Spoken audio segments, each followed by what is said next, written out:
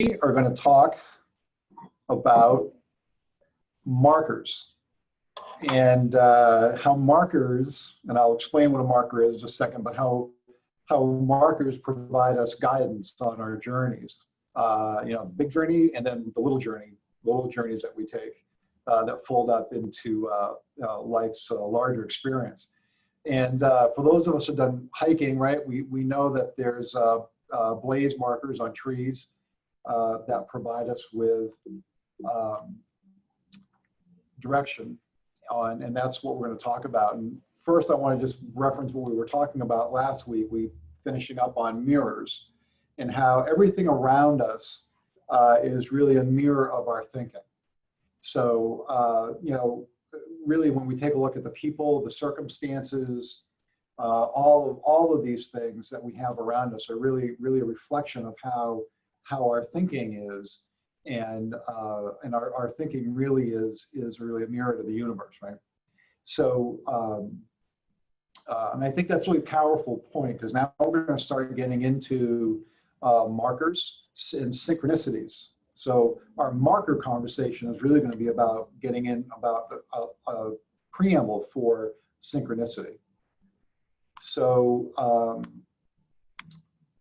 let's talk about markers. So as you know, as I mentioned about hiking and things like that, you know, we'll be on a trail, you'll see blaze marks, right? And they'll mean different things about how to follow a trail.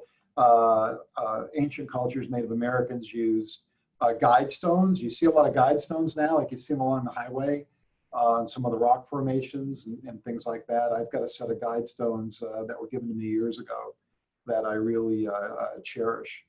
And so we have in the physical world guide stones and markers, but in the non-physical world we have them as well. And Carl Jung said synchronicity is an ever-present reality for those who have eyes to see it. And so markers in our lives, they're sometimes subtle and sometimes not so subtle things that get our attention. And so there are things that get our attention while we're on a journey, or while we're going someplace, while we're in the middle of a project or a life change, or whatever the case may be. These markers give us an indication that we're heading in the right direction, or maybe we need a course change. Or the not so subtle part is that if we need to do something, okay, and we're stalled, you get these very strong messages. And I'll just use a really simple example. You need to get in better shape, okay? And like in the back of your mind, you know that, oh, I know I need to start working on my health. And you sit down, you turn on the TV, what is there? There's a commercial for a gym, right? And so you get these messages, and a lot of times what happens is that we just ignore them. We look at them as coincidences, and we'll talk about that in just a second. So markers are pieces of information or actions or events that seem individually random, all right? And that's one of the things that's very deceiving about markers along the way, is they seem very random. And they seem like maybe they're not connected, or that you're just, you know, you just, what a coincidence, right? Oh, I was thinking about joining a gym, and here's this gym commercial, right? But that's a sign, that's a marker. And when these markers are strung together, they create a chain of information that will lead or reinforce a specific action. So they're not random. And we're going to talk a little bit about how to spot them. And the whole purpose for the markers or the synchronicities, right? We'll start to merge in the synchronicity concept. But the whole reason to have them is to prompt action. It's to tell you, yeah, you're thinking right, so keep going. That's the whole purpose of it. I love this quote I found yesterday, synchronicity, it's an everyday kind of magic. And I think we all experience it. And just deviate from the text here just for a second. So we all have synchronicities, markers. So they come in pretty innocuous ways. And I'll use some examples that we all could identify with. I'm thinking of somebody and the phone rings. I'm thinking of a song. It just happened to me this morning on the way over here. I was thinking about a song, Jimmy Buffett song. I put on the Jimmy Buffett Pandora, boom, song popped up, right? You are thinking about doing something that you want to try, some new thing, and you're introduced to somebody who does that thing. And then maybe they recommend a book, or they recommend that you talk to so-and-so, or they give you some guidance around it. You know, if you're, wanting to, learn how to paddleboard, well, this is how you do it. And this is, the type of equipment you need, or whatever the case may be.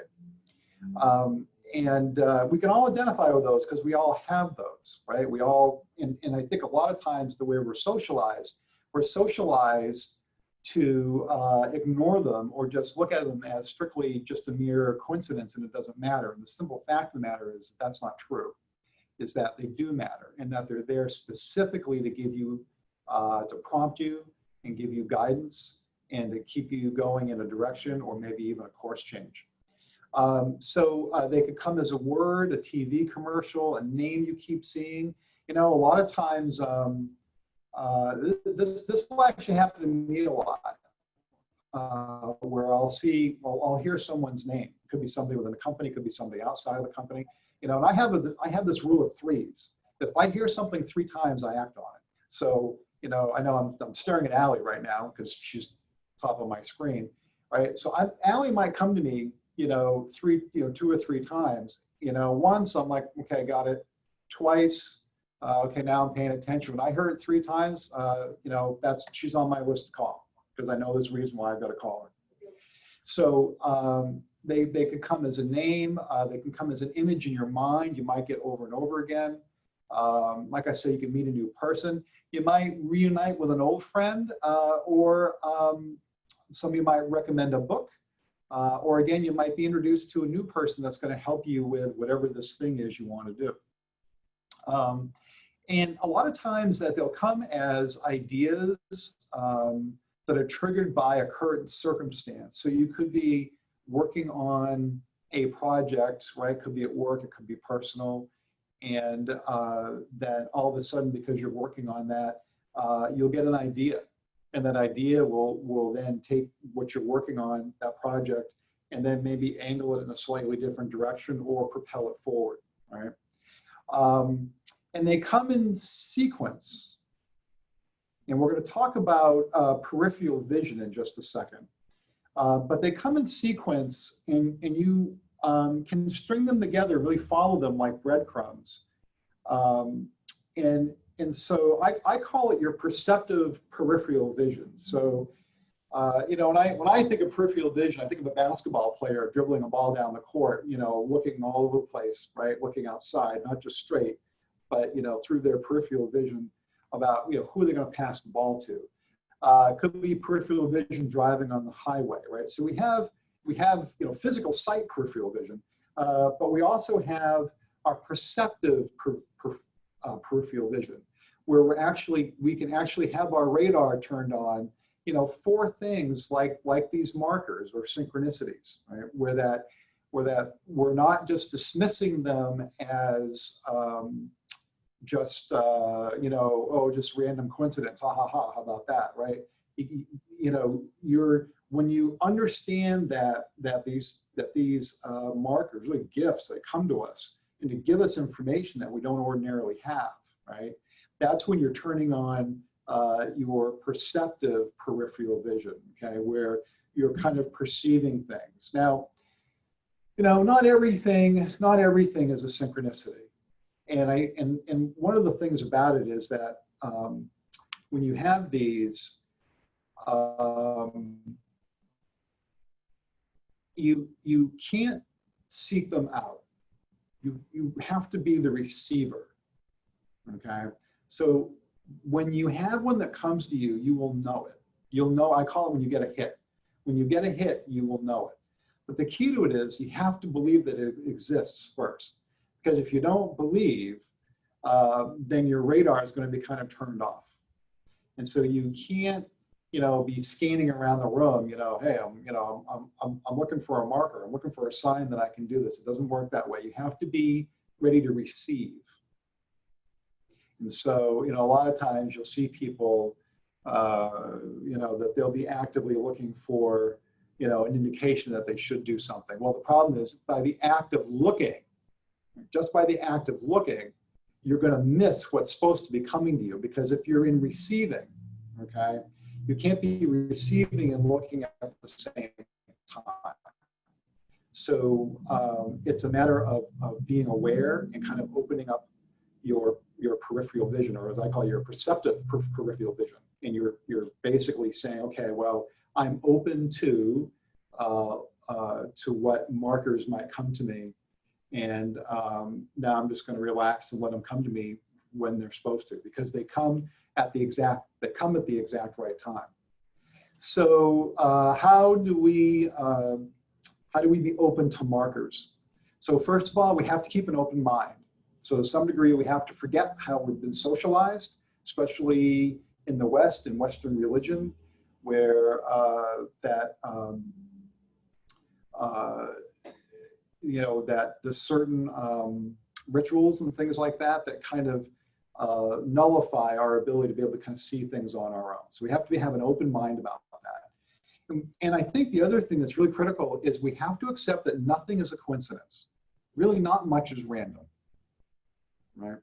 I mean, you can't look at everything in life and just say, oh, well, you know, that's a sign, right? It doesn't exactly work that way, but you'll know when you get a hit. And I think the third thing here, which I just talked about, is that know that all the answers you need will be available when you need them. And that's like really critical. They'll come to you once you choose your direction, you have a vision, and you start, okay? The way things work is that if you're sitting on the couch, you know, waiting for a sign, you know, it's not really going to happen. You've got to have motion. You have to have momentum, direction. You have to have a vision. Okay, this is where I want to go with this. Now, when we talk about visions, I think a lot of times we think about them in terms of big things, right? It could be little things. You know, it could be, you know, I have a vision to get my son and daughter into sports, or get them involved in something extracurricular, get them away from the Xbox, right? Whatever. It doesn't have to be big stuff, little stuff, right?